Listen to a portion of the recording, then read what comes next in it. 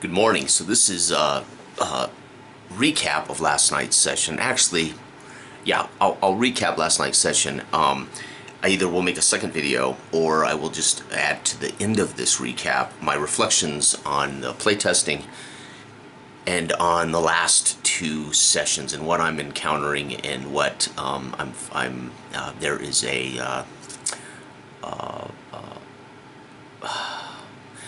I feel like there's a code that we're trying to crack, a balance. And when I first started doing this with Dell, naive narrator, random seed generator, GMing, prepless GMing, every game we did wasn't simple. Some weren't simple games. Modern Age was a fine example.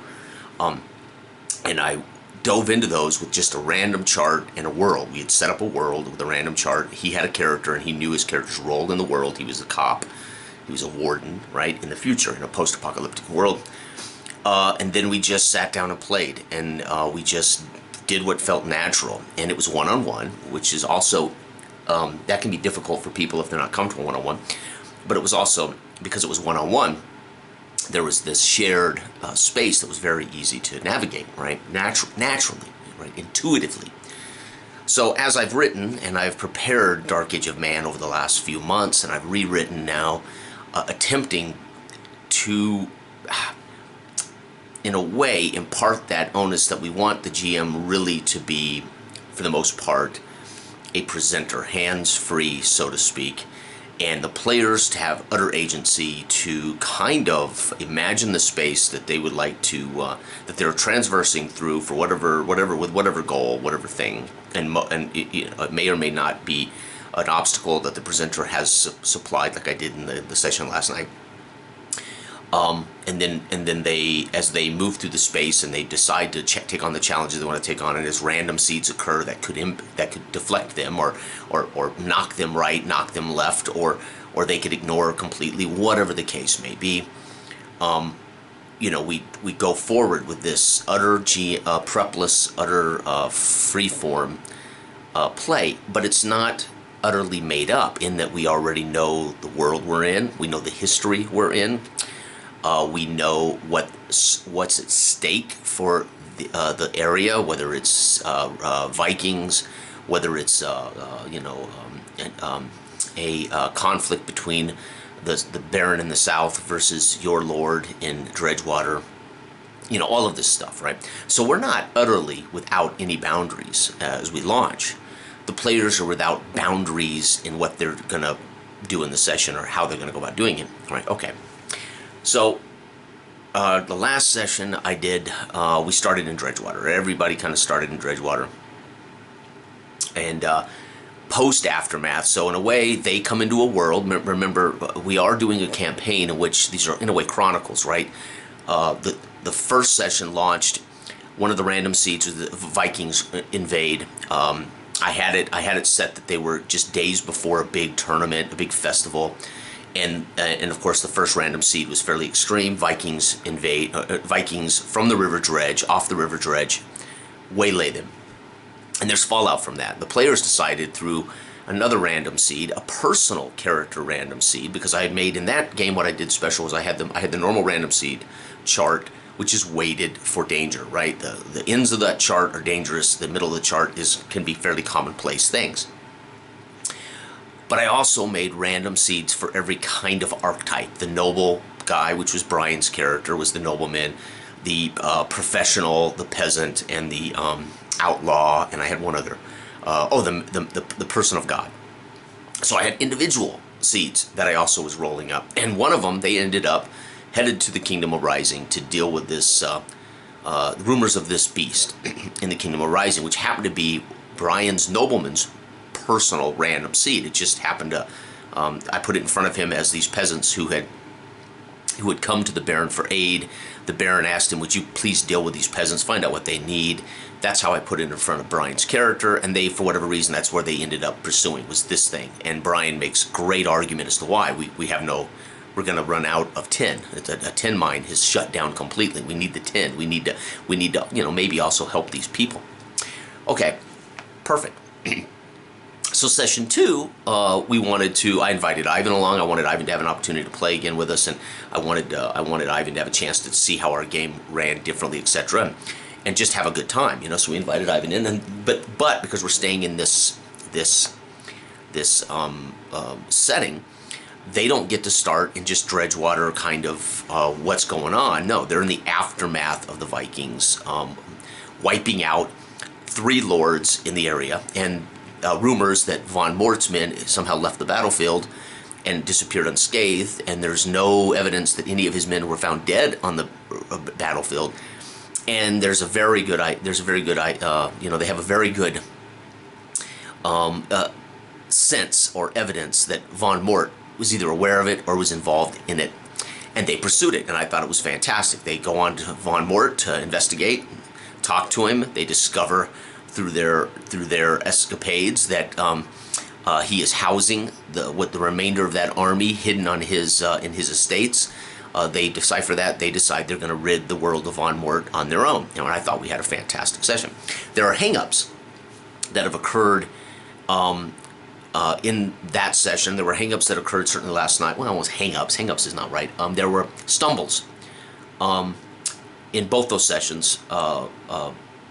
Or I should say there were uncomfortable moments. Let's put it that way. And mostly for me, I can't speak for the players, and nobody told me this was uncomfortable. But there were moments in that session and moments in last night's session that were uncomfortable for me. And so in a way, I was going to do a recap first, but I guess what I want to do is talk about, you know, what it is we're trying to achieve and where I'm finding stumbling blocks. Okay. So when I first sat down to do that thing with Dell, it was partially from necessity, right? I had a game. I knew how I wanted my game to work. I had written a game years ago called Dragon Slayer D12. It was this game, different dice mechanic. And of course, I hadn't worked out reputation and prestige. I was just giving reputation points as you earned them, and how that pool grew kind of weighted your character in the world. But as Mark Richardson said in that post conversation and post game session, because Mark and Dell playtested that with me as a lark one day, and Mark said that's great, but there's no way to understand the number. There's no way to put the number in relationship to the rest of the game or the rest of the world. And he was right on, spot on.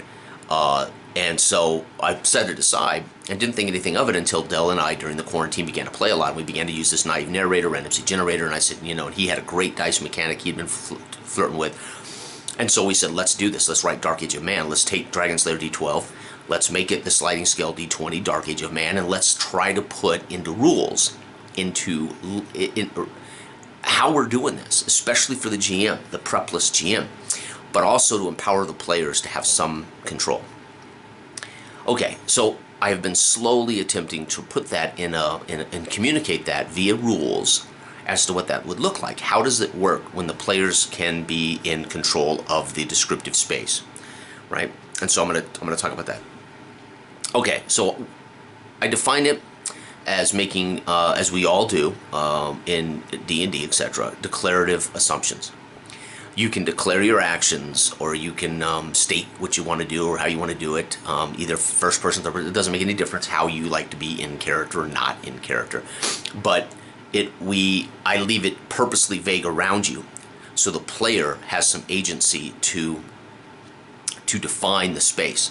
They can make assumptions, right? And one of the big rules in our hobby is never step outside what I've told you. Never create anything that I haven't told you is there. Don't make assumptions, right? So we have spent 40 years, 50 years in our hobby going, no, I can't do that. Well, Dell and I are saying, do it. Go ahead. And if it's out there, or if it's truly going to change circumstances, we're going to demand a luck check, or we're going to demand an attribute check roll against the difficulty that could or could not make that true, okay, or at least would change circumstances. For instance, Joe says, I say you come to a wall that's about 15 feet high, and you want to climb, and and you're blocked off. And Joe says, in his descriptive space, he defines the wall. Well, it's a rough stone wall. I feel it with my hands. I put my fingers in it. I put a foot on it, and I can feel, hey, I think I can climb this, and I'm going to start climbing the wall, right? And then I say, okay, this is going to be a hard check, right? And he says, well, I look about, before I start, I look about, and I dig through some rubbish on the floor, and hey, look, a rope. I find a rope, and okay. And then I say, okay, this is, now, you're going to have a luck check to see if the rope is indeed usable. Roll. Boom, turns out the rope is usable. Now that'll drop your difficulty to climb the wall to average, right? Joe's over the rope. But he's free to imagine the space around this wall, and he's free to imagine the refuge or the garbage or whatever's around. He's free to say, hey, here's an old rope. And I'm able to say, well, but what quality is the rope in, right? Where is the quality of the rope? Or is this rope even long enough? What's the deal with the rope? Make a roll, a luck roll, or whatever. So we're asking players to feel free to imagine the space around them, right? They can define the wall, right? They can define the space. But what I'm finding is this is incredibly difficult for players. This is remarkably difficult for players. It is astoundingly difficult for players, and I think partially for two reasons. And again, this is my lay. I am by no means am I a role-playing authority. By no means am I a psychologist or a psychological authority. By no means am I a game designer authority. So I say this solely from comfort, and I say this solely from my observations of players. And this is in all the games I've been running over the last couple of years, not just these playtest games, because I've allowed this freedom with my local guys for years, right? They're free to kind of, make that space fit what they're seeing, right? But I wouldn't necessarily, I might make a dice 6 check. Let's make a dice 6 check to see if that's true, Harold, right? So, but still more traditional play with our OSRs, D20. Okay, so what I'm doing is saying, well, the nature of our communication hasn't changed. The onus is on the player to feel free to tell me what they're seeing, right? So in a way, what I'm trying to do when I say, here's Don Patrick, it's the large city monastery with stone walls. The Viking army is surrounded it, encamped, and they are ultimately laying siege to this Downpatrick city monastery. The wall, it's walled in. They're obviously got their defenses up. The Vikings are nonchalantly just holding them in, right? They're laying siege. Okay. That's all I define, right? I don't say how many. I don't say whether they're around the entire city. I don't say whether there's actual skirmishes going on. I don't say exactly how tall the walls are. I don't say, right? I purposely want it vague so the players can imagine it, and the players can then, in a way, say, this is declared aloud through an assumption, right? Or through their descriptive dialogue as to what they see. And it's as legitimate as what I might say, right? Okay. But this is hard, and I think, again, get back to my point. There are two reasons I believe this is difficult for players. One, they don't want the responsibility. They actually don't want to be in control of that information. They don't want to share what it is they see in their head. They don't want to, they're not comfortable. It's like they got a toe in the water. They're just, they're toe in the water. They're really scared to jump in, and they're going to slowly tap the water with their toe until they find the cojones to get in the water, right? But I think there's two reasons why this is difficult. One, they don't want to do it. This is not how they want to play, and that's fair, right? That's utterly fair, right? But I don't know how introspective players are to be able to say straight up, I don't think I like this style of play. I don't think I even know. I don't know if players even have had a chance to indulge it, to say, I don't like this style of play. Okay, so that's two things there. But first, I don't know if they like it or they want to do this type of thing. Okay, and second, they are handicapped by basically entire history of playing a particular way. They have never had the opportunity to share what they're seeing in their mind and it actually being legitimized, or at least being as valid a description of the caverns as the GM's description of the caverns. Okay. Now, those are the things I think players are struggling with.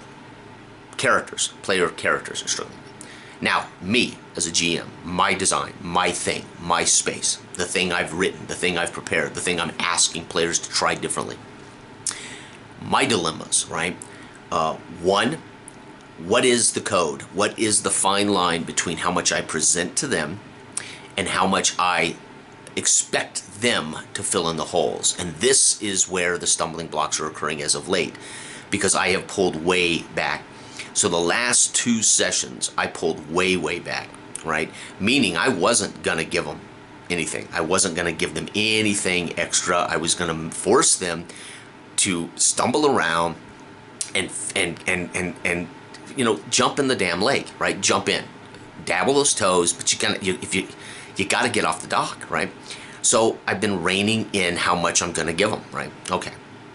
And I think I'm figuring out that there's a fine line between traditional GM play, right? How much I walk them along and I tell them the tale, I describe them the everything, and then I say,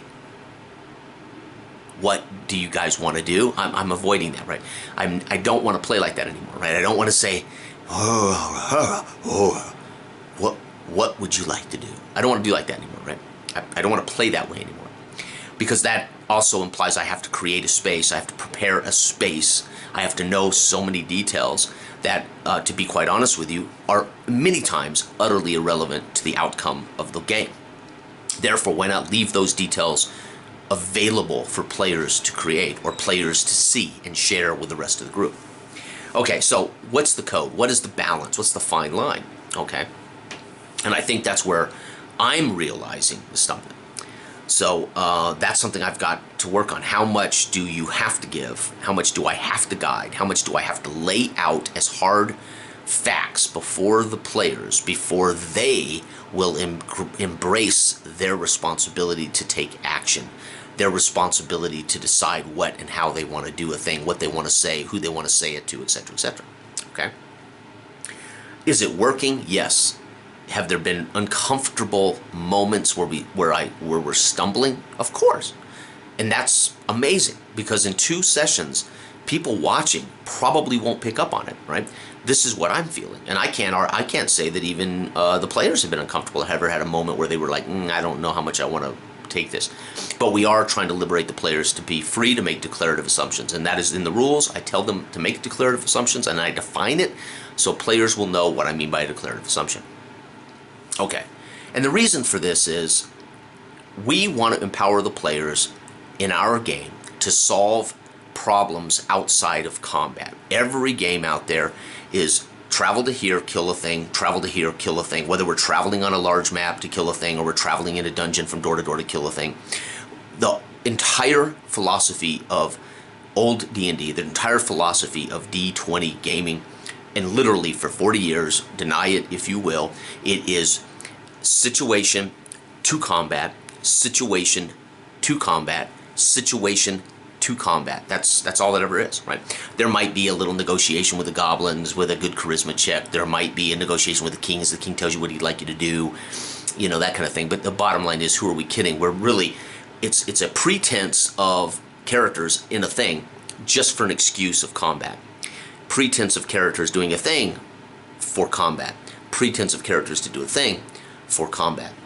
I think this has been made far worse with games like Pathfinder, D&D 3, D&D 3.5, Pathfinder, D&D 5th edition. They are even more complicated combat simulators than they were when they started. And it's really created, hurry up, let's get to the combat, because I want to see my character's new 6th level spell. Dude, let's get to combat, right? Come on, man. Lay out the combat for us already, because I've got a 6th level spell I can't wait to lay on some shit, right? That is what we're doing, right? It's what I'm seeing, that's what I've witnessed, and that's what I do not want this game to be. Do I like that? Sure, of course, I've been playing it for 40 years. But the gist of it is we're trying to say, yeah, but what are the other ways that human beings in history have solved problems? They can't all have been via violence and combat. No, they're negotiation. They're a graft, con men. There's charlatanism. There's all kinds of ways you can convince the king through political wrangling. Hey, maybe you should marry your daughter to this guy. Look what you would gain from this.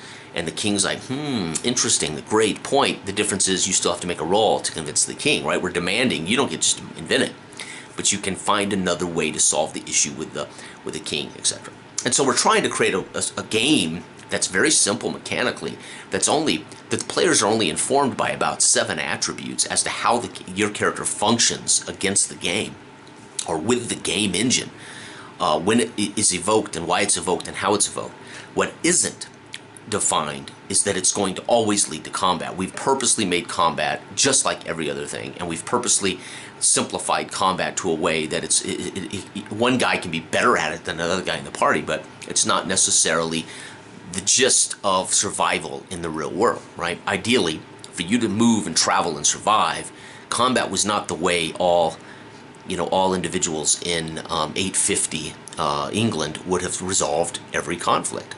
Hardly, right? Civilization would have never been born if everything ended in a slaughter of the bandits or a slaughter of the king's armies, etc., etc. Okay. Now, again, I have to say, maybe players don't want to play that. They want to play the fantasy, let's go kill evil orcs, evil goblins. Hallelujah. I've done that. I've been doing that for 40 years, right? So, we're also couching this in human-centric history. So, last night, I purposely put them in media res in Northern Ireland, 850, 847, 851, doesn't matter, right in that window of 5 years.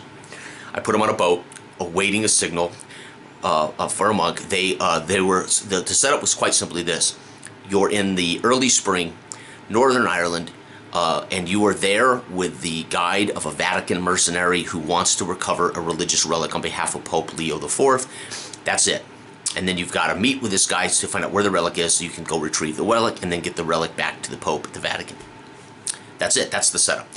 I don't care where they go. I don't care how they go about it. I don't care. It's not, again, it's totally, that's it. The prep was literally 8 random seeds, die 6. So when they were on the river, I rolled die 6 for random seeds that would come up while they were fumbling around on the river.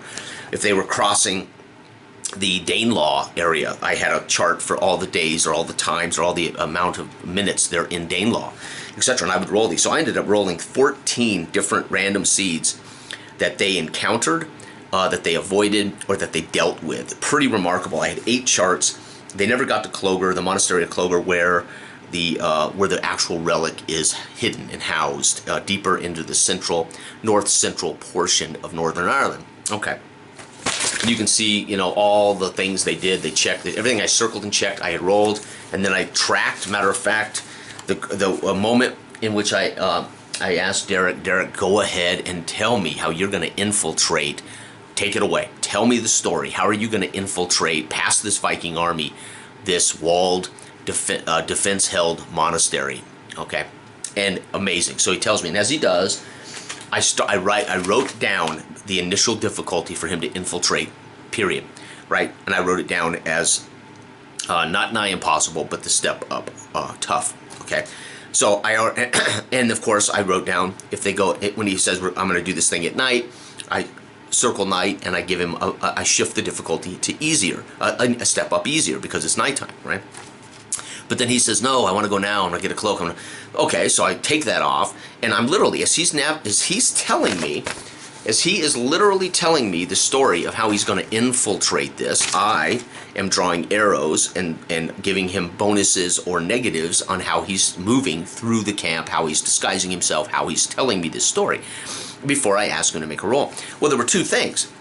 As I had already defined, this is a Viking army laying siege to a city monastery with stone walls and doors, etc. They are on guard. If the Vikings can't get in, how is he going to get in? Midway through his narration, I said, you need to make a mind check for me, because certainly you're looking at the wall, certainly you're investigating the premises at the same time you're disguising yourself, to see if there's a possible way in.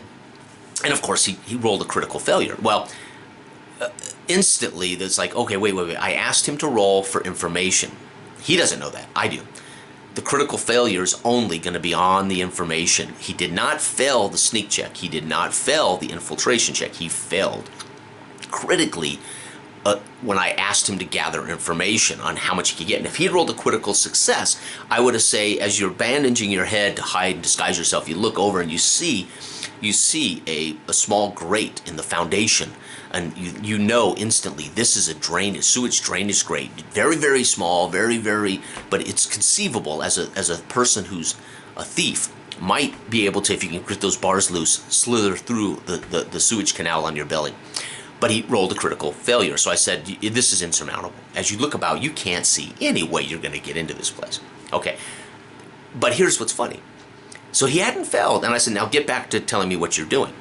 So he says, well, as I'm wrapping my head and I'm getting my disguise as a little old man, a Viking spots me. And I couldn't believe it. He,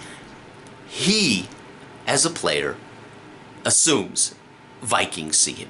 A Viking sees him. And again, I don't know what his intent was. So his intent, I think, was to use the Viking as a tool to get into the monastery.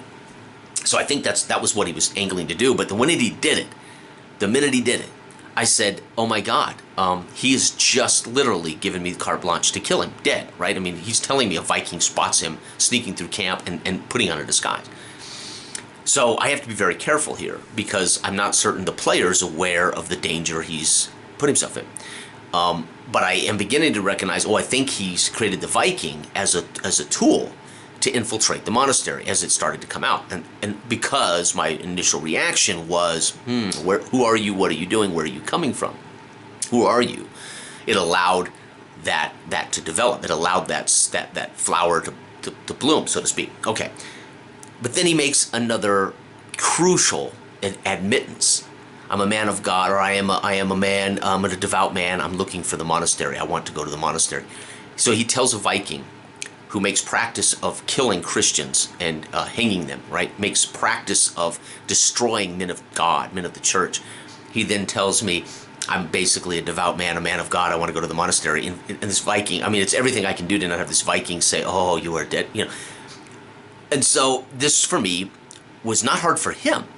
This was hard for me because he invented the Viking. I didn't go there. I just told, it was an information check.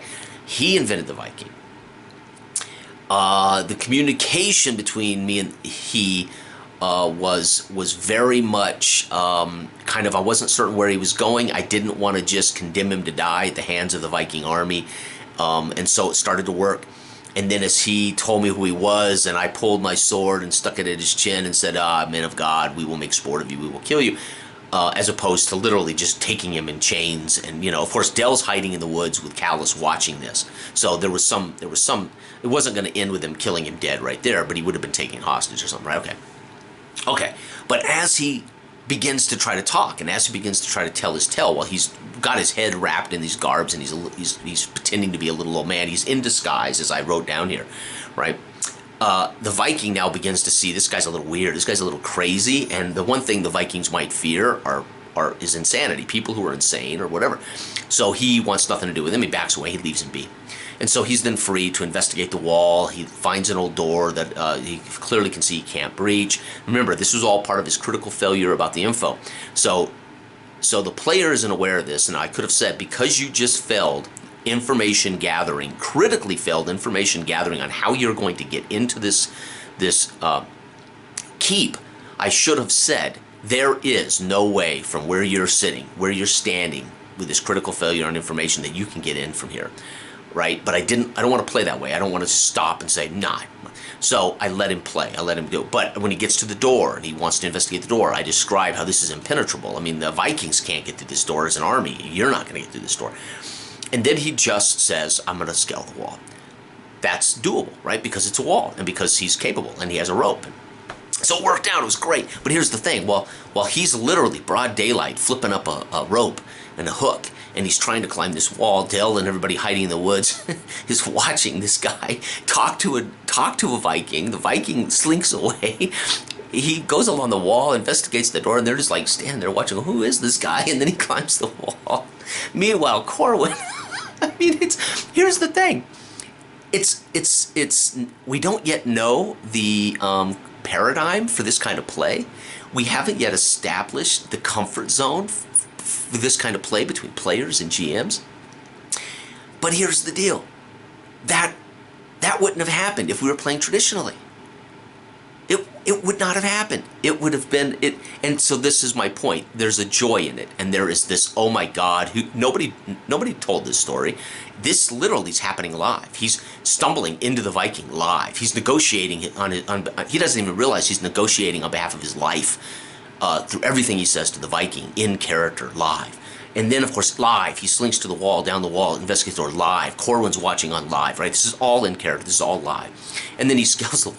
Meanwhile, Corwin says, listen, there's got to be a priest hole. There's got to be an escape tunnel around here somewhere. I'm going to start looking for it. So he manages to make a roll. He finds it, he digs it up, he goes in, he drops it.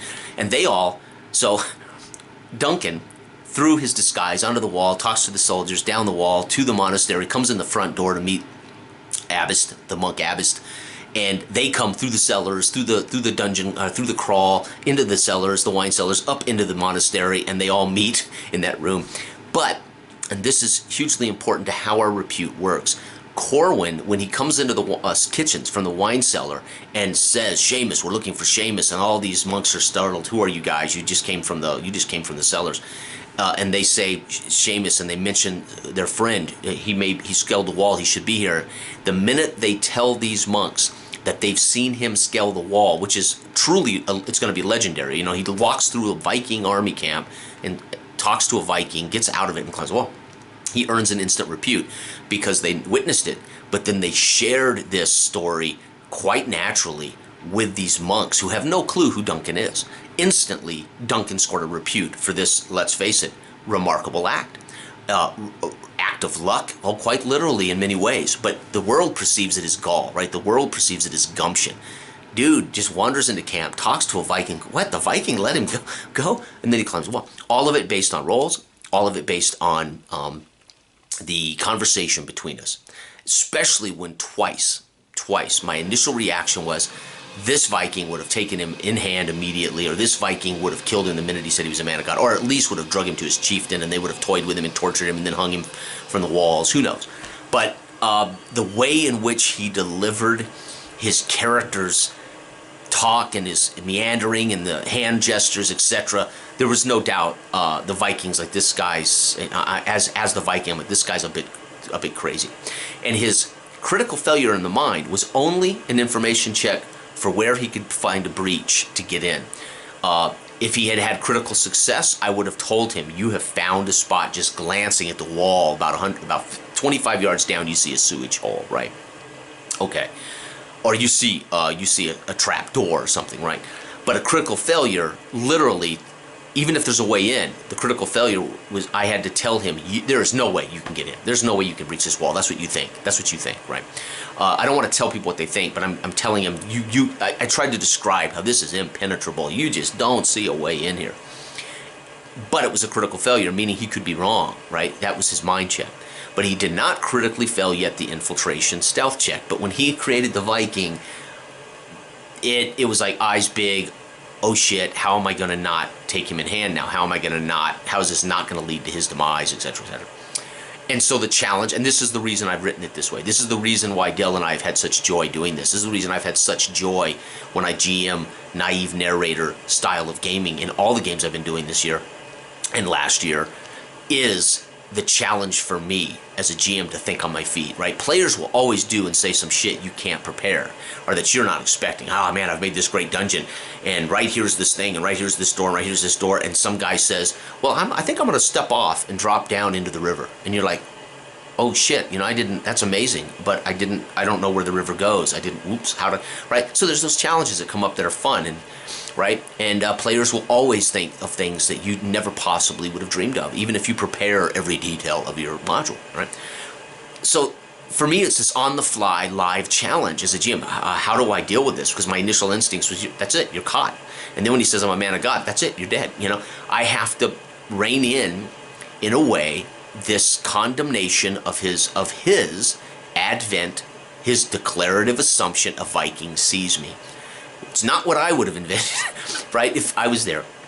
But we wouldn't have had that moment. That moment is unique. It is forever in the annals of my memory banks. It is forever in the annals of gaming for me. And it would have never happened if not for the players want to create and assume a truth. That is why it is fun. That's why it's different. That's why it's valuable. And that's why it's worth the uncomfortable stumbling blocks of achieving a paradigm, a smooth paradigm of how we will be able to do this, and how players know the rhythm and the flow of it, and how the GM can handle the challenges and the rhythm and the flow of not knowing. because one of the things I'm determined to make sure is in the rule book when I talk about in the GM section of the DM section, the GM section of our book, is it's paramount that you don't know. And if you don't want to GM games where you don't know the answers, then you don't want to GM our game. You don't know. Have random charts. Know what the world's about. Know what the players in the world are about. Know what's in Dredgewater. Know what's in the world. But do not know. Do not know how the Vikings will deal with this. Do not know what happens when a player says, right? And looking back, and I haven't rewatched it. I mean, I literally just got up, I had breakfast, took the dog out for a little walk, came in, said I got to make this video quickly before I get on with the rest of my week. And my initial response was to know the Vikings just going to take him in hand. The Vikings going to kill him now because he's a Christian man of God. And you almost have to fight your natural instincts, right? To know the truth. I had to let it play out, and I had to allow the player the freedom to work through this uncomfortable situation. I had to work through this uncomfortable situation. And I'm okay with that. Matter of fact, I'm proud of that because we've all grown very, very comfortable in our gaming. We've all grown to think we're experts. You know, how many of us have made videos about how to be better gamers? How many of us make videos about how to be better players? How many of us make videos about why your game table's not functioning as well as you should? And to be honest with you, I'm fed up with that. I have been on YouTube for 12 years and I've seen nothing but that kind of talk. I've seen nothing but people tell you how to do this thing, which is ultimately the same thing Joe's telling you, the same thing Joe's telling you. Somewhere out there's a guy with 300,000 subs telling you how to play, and then there's a whole shitload of tiny little channels with them all giving you their 2 cents on how to do the same thing. How about this? How about you actually break out of the traditional comfort zone and try to develop a new pattern of play that isn't better, that doesn't have to become the future of everything you do, but gives you a different experience. But with that said, I'm the first one to admit tradition's hard to break. I'm the first one to admit habits are hard to break. And I'm the first one to admit that means you're going to feel really out of sorts. You're going to feel really uncomfortable with not knowing. You're going to feel really uncomfortable rolling that 3-6 chart and rolling a 3. And 3 says earthquake. That's it, earthquake. And you have got to somehow present earthquake, which is hugely world-changing event if it's 3. And you're going to have to figure that out. And in a way you don't know. You just start the process of the earth shimmer.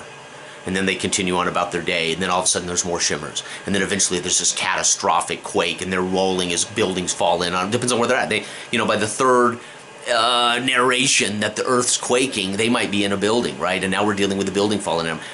It's live, it's organic, and you don't know. You don't know where they're going to be. You don't know what's going to be happening. Does it divert the river? It's catastrophic. Remember, it's on a 3 out of 18. It's a super rare percentage. It would divert the river. It would bring down every building in the village. It would, that kind of thing. It would change Dredgewater forever, right? Forever. Okay. So, again, I don't want to recap the whole thing. I purposely set this in very serious history. I put them right at the timeline. I put them right in Northern Ireland. I used a map of 850 Northern Ireland. I gave them some pertinent historical information that this man had come to their baron and asked for help to go get this relic, and he put these 2 men with him in a boat. This man is a mercenary on behalf of the Catholic Church, there on behalf of Pope Leo IV, and blah, blah, blah, blah, blah. So I put them in media res in a very historically focused thing. And then I basically said, but until you talk to Seamus, you don't know where the relic's at. Seamus is supposed to guide you to the man who will tell you where the relic's at. Well, they failed to find Seamus. They had to work their way to Don Patrick. They had to infiltrate, and they had to say, does anyone know Seamus? Where is Seamus? And therefore get the information of where the relic was at. They pursued, they then left in the middle of the night through the escape route, across the country to the river.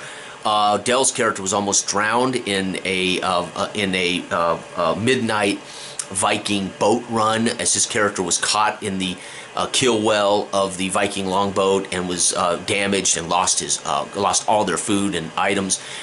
They then rested on the shore till the next morning. The ferryman did ferry him across, and then they discovered they were in Wild Clan territory by these pagan warning signs in the forest, which Dell's character, having been one of these people, recognized immediately as a very dangerous wild clan, Gaelic wild clan.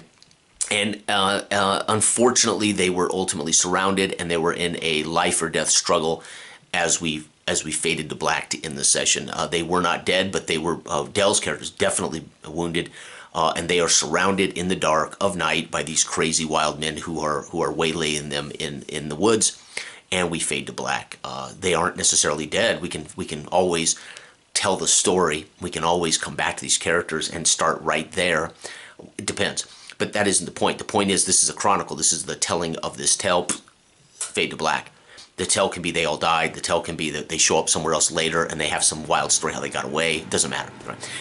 If the fact that they did not actively die in session means Derek's character isn't doomed to die, right? We can actually take him out of time and space, and he can play him again in another chronicle, and he would just have some tale to tell about how they somehow got out of that, right? If he had died in session, his character's dead, right? It has to happen. We don't tell we don't invent that it happened, right? He's alive as it is of now. And now, if we continue literally back next time from that spot, when these two characters are back in play again, then we'll find out if that's where we want to play from there. So anyway, so this has been very interesting because I have purposely reined back. I've purposely been vague about all details and about all descriptions. I want them to tell me what they visualize. I want them to do some of that.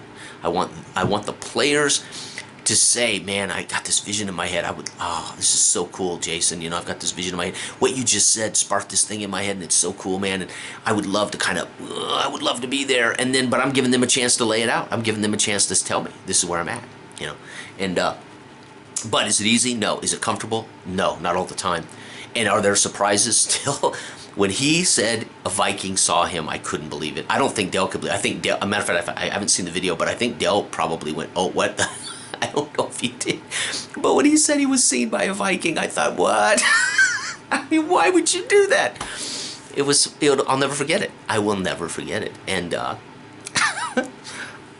what's cool about it is his intention was to create a Viking that he could get to take him into the monastery. I don't know if Derek realized the Vikings can't get in. That's why they're laying siege. They can't get into the castle. Therefore, they can't get into the monastery, which is what they want to do, right? They want to loot and raid the monastery. They want to loot the coffers of the monastery for any riches and whatever.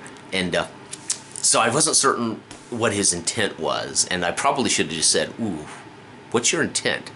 Because then it would have been, and this is the thing I'm learning, is this going to become does this become the posture and the policy in how we present the game? When players are vague about what they invent, you may have to put it on a hold, or you may have to time out, and you may have to say, please clarify your intent here, please, so I don't ambush you with a Viking who literally cut your head off right here, right?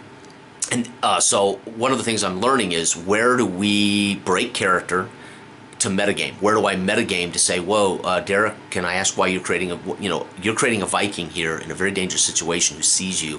What's your intent? I think we're going to have to do that. So here's the thing. One of the reasons I'm writing the game a particular way is I want to end assumption risk for players, where players make an assumption on bad information from the GM or lack of information from the GM, and they assume, oh, this is just a bandit, we can kill this guy.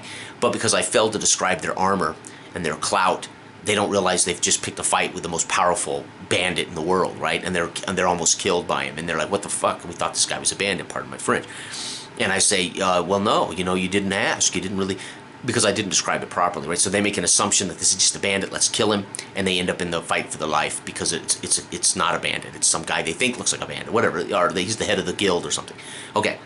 So one of the reasons we're doing this way is we're trying to end assumption risk for players. They can make assumptions, and those assumptions may or may not be valid, and they aren't necessarily life or death, right? So we got to make that clear, that his invention of the Viking could not be instant failure, could not be death.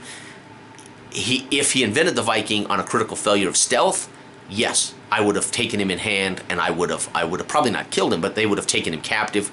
Dell and Kalis would have seen this and been able to maybe work out a way to try to save him or rescue him or whatever. Okay. But he critically failed on on gaining information about infiltration of the actual stone keep. Okay, so it worked great, but I'm still learning where should I elicit more information, because now the players don't have an assumption risk issue, but the GM has an assumption. So now the assumption risk's on me. When he invented the Viking, I started to assume, right, that the Viking would take a certain attitude, a certain stance. I have to be careful of that. So the irony is the GM now will be in a dilemma of making assumptions if we don't clarify information. What is your intent here, Derek? Why are you seen by the Viking? And then he could have said, I want to convince this guy to tell me how to get in. And then we could have had a great role play and a die roll to see if the Viking actually knew. You know, I've been telling the chief for days that there must be a priest hole around here. There are people who have been caught in the surrounding woods that were in the, and bing. Oh, there's a what? A priest hole? Oh, great, thanks. Well, I'm gonna look for that. Thanks a lot. And see, and so if I had his clear intent, then there can be an actual role play to achieve a dice check, right? And then, of course, I don't know what the answer is going to be because, again, I'm naive. I have to kind of come up with, there's a priest hole, or we found an old door, but we think we can get through it, but the chief refuses to listen, right? And he would walk him around to the back of the keep and say, "Here, look, an old door," and he would say, "Thanks a lot," and pick a lock or something, right? So, but that's because of communication, and all role playing is conversation between groups of people. And a referee and the players, or the players and the players, and the referee and the and therefore, how we communicate is number one. To avoid miscommunication and to avoid assumptions and failed communication that then creates chaos upon the players that was unintended, or death or demise upon the players that's unintended, etc. So one of the things I'm finding is I've reined in, and I'm not giving the players as much. I'm not doing the traditional GM thing where I'm describing everything and I'm basically dominating conversation and giving them everything. Now, last night, again, I haven't watched it back, but I did feel I was doing more talking last night than I did with Ivan and Robert and Del a couple of weeks ago. That's something I don't want to be doing, right? I want them to take some of the reins over. Yet, again, we're trying to work out the paradigm of balance between how much am I doing the talking, how much are they in control. And that's just going to take time. And then we have to find a way to say, how do we actually present this in the book? Or do we just say to people, it's going to be uncomfortable, you'll get it, don't worry about it? Or do we actually try to define a sequence of play that helps teach the GM and the players how to do this thing? I don't know. That's why I'm talking about these videos. That's why I'm sharing this process. We're not only in the middle of trying to write a role-playing game, but we're also trying to bring a different kind of experience to the table, so you can try a different thing other than your normal D&D session on Tuesday night, right? So we'll see. All right. Thanks for listening, and have a great week. Bye.